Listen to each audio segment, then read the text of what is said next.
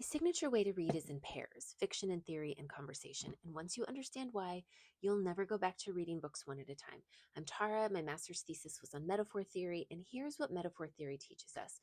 Your brain understands everything by mapping one concept onto another.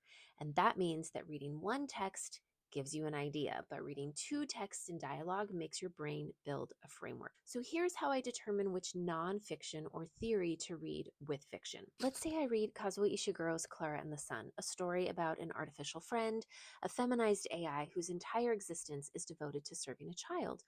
The novel is narrated from Clara's perspective, and we love her. We empathize with the robot. But then you start to think of some questions.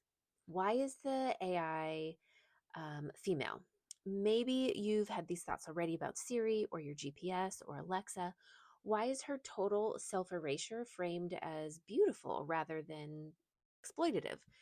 These are the ideas you want to take to your search. So, step one, you can go to any research database, so DuckDuckGo or Google Scholar or ERIC or JSTOR, whatever you have access to.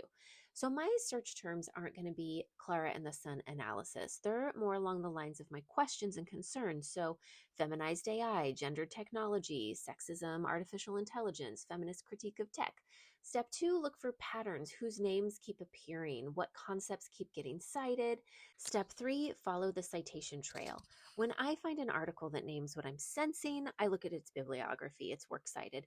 One paper on gendered AI leads me to Donna Haraway, which leads me to Judy Watchman, which leads me to Laura Bates' The New Age of Sexism, a book-length, accessible version of what scholars are arguing.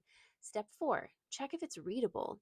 JSTOR and Google Scholar will pretty much guarantee rigor, but you also don't want something too jargony, unless you do. But for a pairing, I want something I can actually sit with.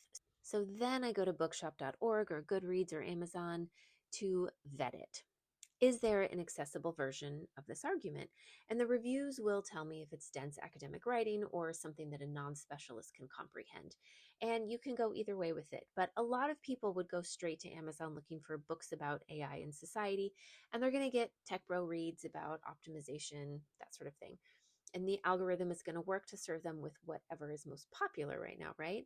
So then I get to read Laura Bates' The New Age of Sexism, and it's about how technology is not neutral.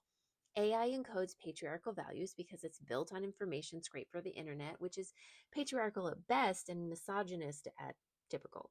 She has case studies and all of that good stuff. Together, they create a third space, which is that beyond having a misogyny problem in tech, we're reinforcing a narrative of feminized AI servitude. And if the line is as narrow as it is in Clara and the Sun, where I cried over